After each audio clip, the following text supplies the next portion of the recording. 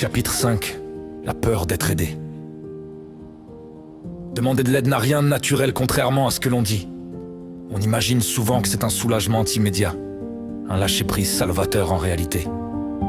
C'est d'abord une peur sourde, tenace, celle d'ouvrir une porte que l'on a passé des années à maintenir fermée. Celle de laisser quelqu'un regarder à l'intérieur, là où tout est en désordre.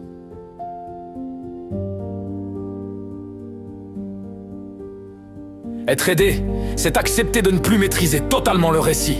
C'est risquer d'être mal compris, réduit à un mot, à un diagnostic, à une étiquette. Je redoute les questions, celles qui obligent à mettre des phrases sur ce qui jusque-là n'existait qu'en sensations confuses. Comment expliquer ce vide, cette fatigue, cette impression de décalage permanent? Comment être sûr que les mots suffiront, qu'ils ne trahiront pas ce que je ressens vraiment?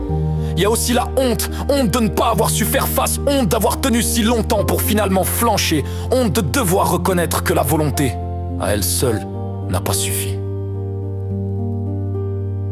Je me méfie de l'aide, comme d'une intrusion, comme si accepter un soutien revenait à perdre quelque chose de moi, mon autonomie, ma dignité, ma capacité à décider. J'ai peur que l'on prenne ma place, que l'on parle à ma place, que l'on pense savoir mieux que moi ce dont j'ai besoin. Alors, je temporise, je repousse, je minimise encore. Je dis que ça va à peu près, que j'ai connu pire, que je gère. Mais au fond, je sais. Cette résistance n'est pas de la force, c'est une dernière défense. Une manière de garder le contrôle sur ce qui m'échappe déjà. Être aidé, c'est accepter d'être vulnérable sous le regard d'un autre. Et cette idée me terrifie plus que la solitude. Pourtant, une évidence persiste, silencieuse, inévitable. Je ne demande pas de l'aide parce que je suis faible. Je la redoute précisément parce que j'ai passé ma vie à être fort seul.